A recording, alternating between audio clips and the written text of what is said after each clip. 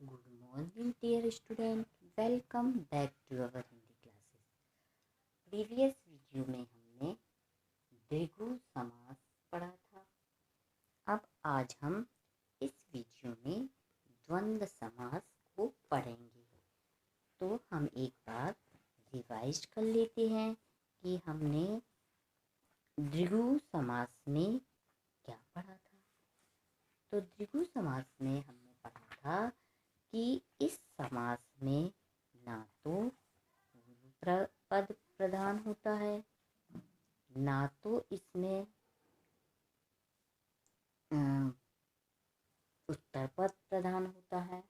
इसमें क्या होता है कि पहला पद क्या होता है, संख्यावाची रहता है। ठीक है, क्या रहता है? पहला पद संख्यावाची रहता है। जैसे कि उदाहरण के लिए चौराहा। चौराहा मतलब चार रास्तों का समाहार, है ना। यानी पहला पद संख्यावाची रहता है और कैसा, समूह में। और फिर त्रिदेव, जैसे तीन देवता, ब्रह्मा विष्णु महेश। ठीक है। अब हम आज के इस वीडियो में पढ़ेंगे द्वंद्व समास। ठीक है। तो द्वंद्व समास क्या होता है? तो द्वंद्व समास में जिस समास के, ठीक है, जिस समास के समस्त पदों में दोनों पद समान है ना। देखिए, हमने जब क्या पढ़ा था, अवयवी भाव समास पढ़ा, तो उसमें पढ़ा पहला पद प्रधान होता है। और इस समास में और तत्पुरुष समास में पढ़ा कि दूसरा पद प्रधान होता है। कर्मधारय में समास में पढ़ा कि इस समास में दोनों पदों में एक में विशेष विशेषण या उपमेय उपमान होता है। फिर बहुव्रीहि समास में पढ़ा कि इस समास में अन्य पद प्रधान होते हैं। और द्विगु समास में क्या पढ़ा कि पहला पद संख्यावाची होता है। अब देखिए, अब इस समास में हम देखते हैं कि इस समास में सभी समास से अलग ऐसी क्या विशेषता है, जो कि वो द्वंद्व समास है। ठीक है। तो सबसे पहला हम क्या समझेंगे, द्वंद्व का मीनिंग समझेंगे। तो द्वंद्व मतलब होता है जोड़ा। ठीक है, यानी कि जोड़ा वाला समास, है ना, जिसमें यानी कि जोड़े हों, हर शब्द में जोड़े हों, वो सिर्फ सिंगल ना हो, उसको कहते हैं हम द्वंद्व समास। यानी द्वंद्व यानी जोड़ा, जोड़े वाला समास, है ना। देखिए, जिस समास के समस्त पदों में दोनों पद समान है ना, क्या हो, दोनों पद समान हो, एक नहीं, दोनों पद को, जैसे पहले पद को प्राथमिकता दी जा रही, वैसे दूसरे पद को दोनों पद समान हो, वहाँ द्वंद्व समास होता है। इस समास में दोनों पदों को मिलाते समय मध्य स्थित योजक लुप्त हो जाता है ना। दोनों पद समान होते हैं तो क्या होगा, द्वंद्व समास। और फिर दोनों पदों को मिलाते समय क्या होता है, बीच का योजक रहता है, वो क्या हो गया, हो जाता है, लोप हो जाता है, यानी वहां से हट जाता है।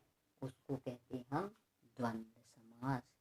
यानी दोनों पद समान होते हैं और दोनों पदों को मिलाते समय जो बीच का योजक होता है वो हट जाता है, तो उसको कहेंगे द्वंद्व समास।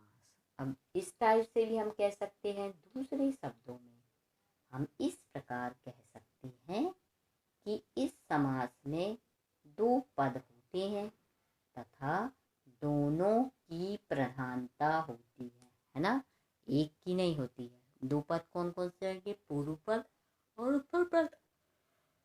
अब इसमें क्या बोल रहे हैं, दोनों पद की प्रधानता रहती है और विग्रह करने पर दोनों के बीच क्या लग जाता है, या तो और लगता है अथवा या लगता है, अथवा या, है ना। ठीक है, क्या होता है, इस प्रकार हम कह सकते हैं कि इस समास में दो पद होते हैं। कितने पद होते हैं? दो, है ना। कोई भी समास में कितने पद होंगे? दो। और कौन कौन से होंगे? दो, एक पूर्व और एक उत्तर। वैसे ही इस समास में दो पद होते हैं और दोनों को समान अधिकार रहता है। एक को प्रधानता नहीं मिलती, दोनों को ही प्रधानता मिलती है। और विग्रह करने पे क्या होता है? दोनों के बीच में या तो और लगता है अथवा या लगता है। क्लियर? अब हम एक बार और रिवाइज कर लेते हैं, फिर हम इसके कुछ उदाहरण देखेंगे। तो देखिए, जिस समास के समस्त पदों में दोनों पद समान हो वहाँ द्वंद्व समास होता है। क्या लिखा? जिस समास के समस्त पदों में दोनों पद समान हो वहाँ द्वंद्व समास होता है। इस समास में दोनों पदों को मिलाते समय, है ना, मिलाने पर क्या होगा? मध्य स्थित योजक लुप्त हो जाता है ना। बीच में जो योजक चिन्ह लगा रहता है वो क्या हो जाता है? उसका लोप हो जाता है। अब दूसरे शब्दों में हम कह सकते हैं कि इस समास में दो पद होते हैं, एक उत्तर और एक पूर्व। दोनों को ही प्रधानता दी जाती है ना। ये नहीं कि पूर्ववश को प्रधानता दे दी, उत्तर को नहीं, या उत्तर को प्रधानता दे दी। इन्हें दोनों को प्रधानता देती जाती है। और विग्रह पढ़ने पर दोनों के बीच या तो और लगता है अथवा या लगता है। ठीक है बच्चों, आई होप आपको यह अर्थ समझ में आ गया होगा। अब नेक्स्ट वीडियो में हम फिर मिलेंगे, तब तक के लिए टेक केयर।